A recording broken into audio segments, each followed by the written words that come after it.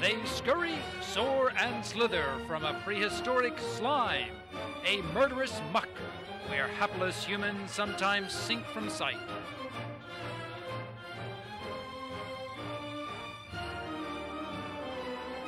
A primordial ooze with a sign at the front door warning, "Abandon hope. All who enter this world of mud and monsters."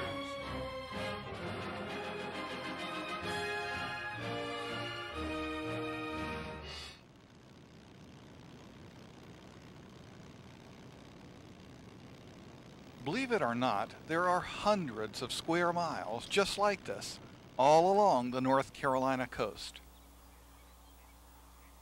You can make this sound like a pretty awful place, when in fact it's really beautiful and very important to everyone, no matter where we live in our state. These special places are called estuaries. And to understand what they are and why they're important, we have to begin hundreds of miles to the west. Water and life are inseparable. We are born of water, and we are sustained by it. And how water makes its way to the sea is the story of an incredible journey. In the Blue Ridge Mountains of North Carolina, a single drop of rain falls. That raindrop joins millions of others, rushing down the streams and rivers of the Piedmont and the coastal plain, past farms and homes, through cities and countryside, until all this rainwater comes to a place where the rivers meet the sea.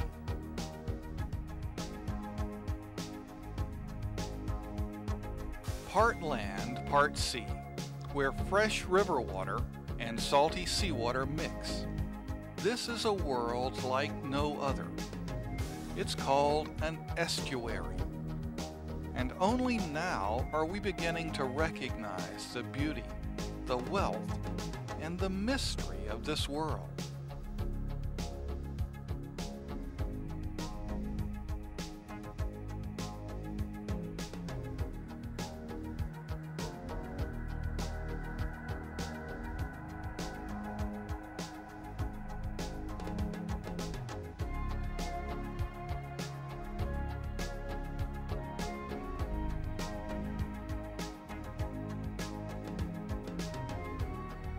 An estuary is simply a partly enclosed coastal body of water.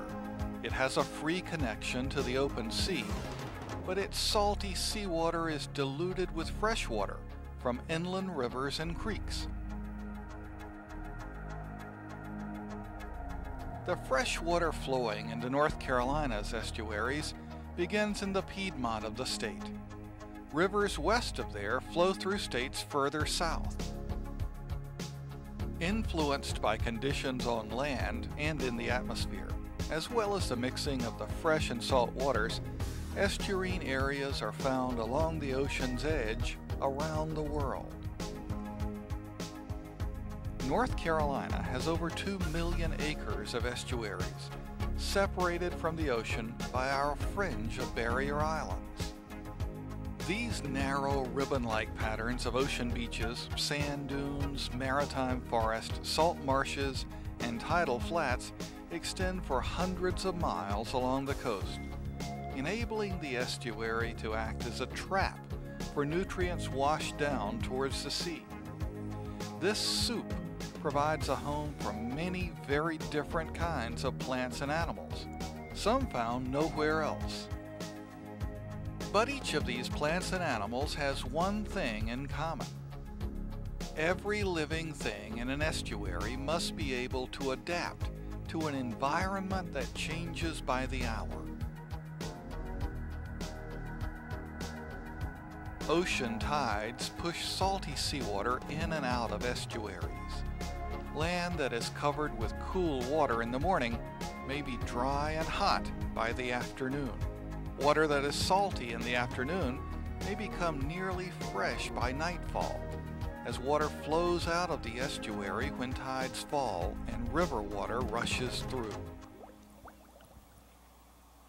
Yet many plants and animals survive here.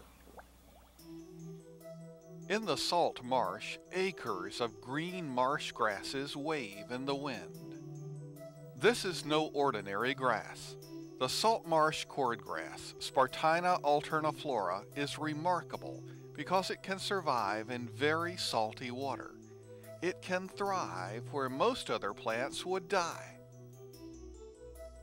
Spartina is able to pull nearly fresh water from the salty marsh water through its roots. Excess salt that does enter the roots is extruded through special salt-secreting glands on the shoots.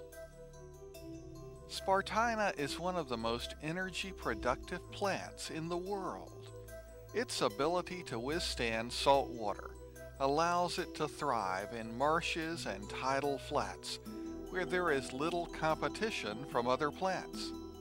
It makes good use of abundant energy from the sun, plus the nutrients and minerals washed into the estuary from rivers and streams.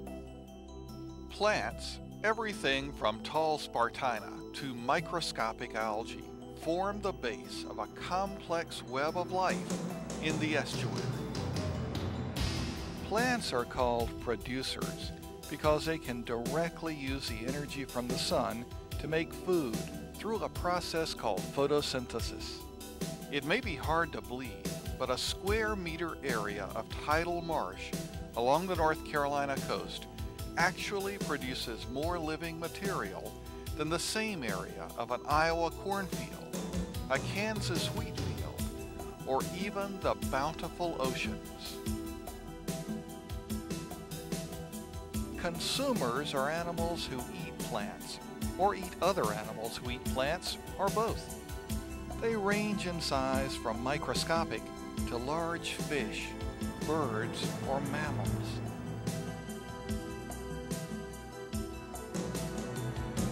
When animals and plants eventually die, they may appear to be rotting away, but they are actually becoming the energy source, the food for decomposers. These decomposers, mostly bacteria, protozoa, and fungi, then become food for other consumers. These bacteria, protozoa, and fungi, together with the decomposing matter they feast on, form sort of an organic mush we call detritus. Eventually, once living matter left over from this process will be broken down by the sun and water into minerals and nutrients that will help sustain the plants, which started the cycle to begin with. So in very short order, the whole thing begins all over again.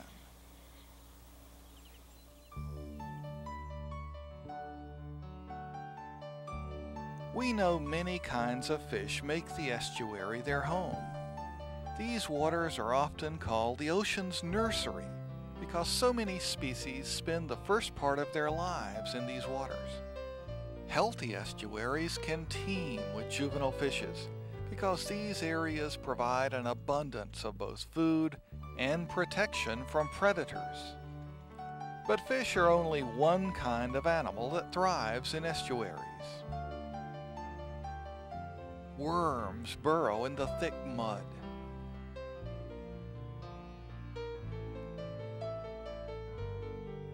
Turtles sun themselves, while in low salinity areas, snakes slither from one hiding place to another. Oysters don't move at all, but they, along with clams, are quite successful at filtering nutrients from estuarine waters. Shrimp begin life in the estuary, then move out into the ocean to lay eggs. Blue crabs, one of North Carolina's most valuable seafood harvests, grow bigger in the estuary.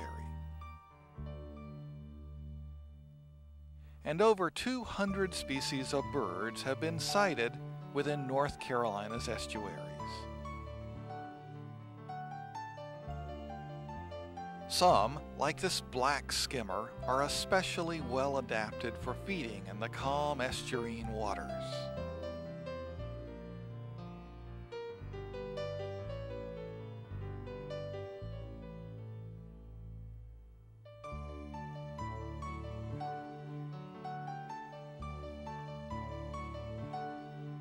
The white ibis, with its long curved bill, can probe for crabs and worms deep in the mud. Seagulls will eat almost anything and are not above stealing a free meal.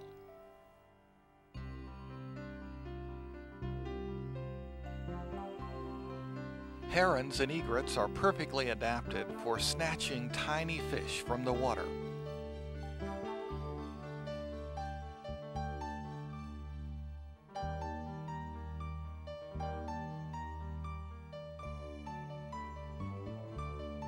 A pelican plummets into the water head first, with its huge beak and mouth wide open.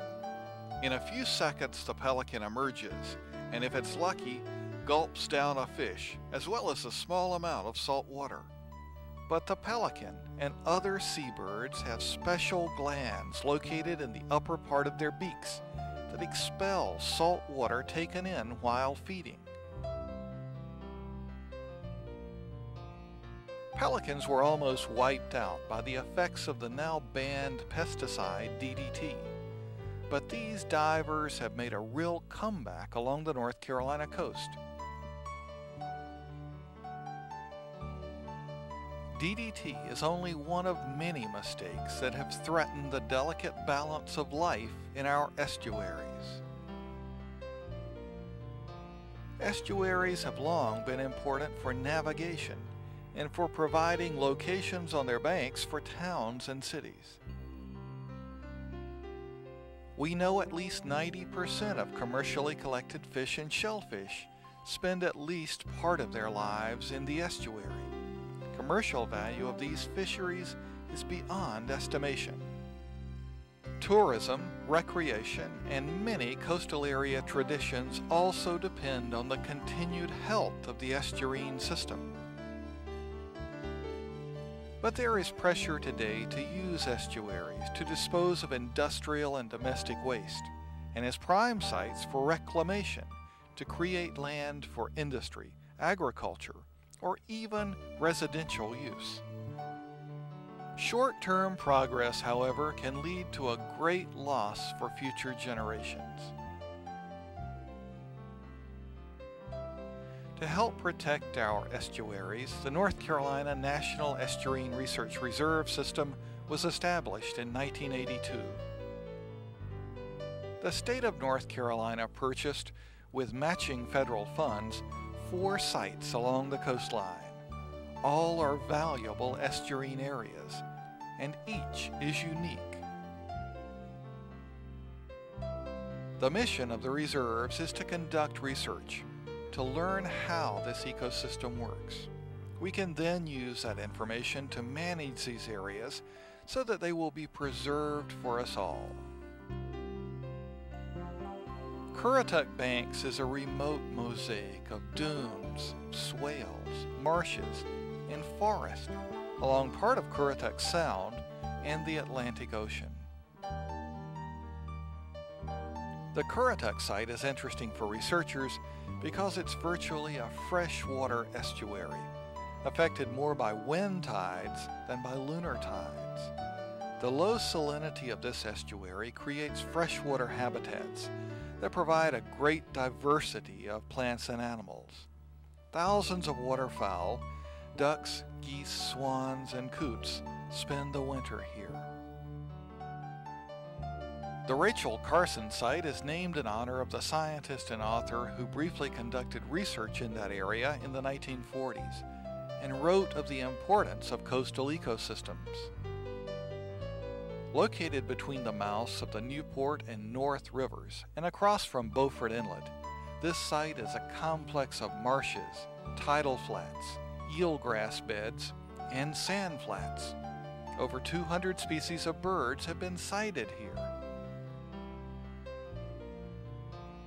Masonboro Island is the largest undisturbed barrier island along the southern part of the North Carolina coast. It receives no fresh water from a tidal river, but rather from upland runoff. Zeke's Island is guarded by a rock jetty built after the Civil War. This jetty restricts the flow of the Cape Fear River running through the estuary, creating a unique lagoon primarily affected by ocean waters. Our estuarine reserves serve as important research sites for scientists and students, as outdoor classrooms, as breeding grounds and nurseries for a multi-million-dollar seafood industry, and as places for the people of North Carolina to enjoy the natural world. Make your own journey to the coast soon.